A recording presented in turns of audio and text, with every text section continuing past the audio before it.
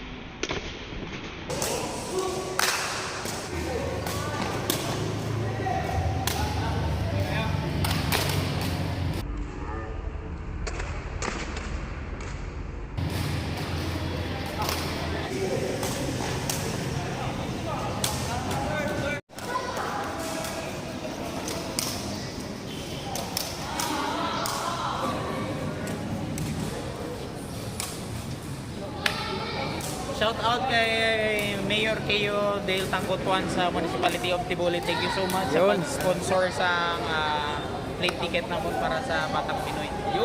And of course, province of South Cotabato sa pag-allow sa amon niya pag-join. Okay, so thank you so much Mayor.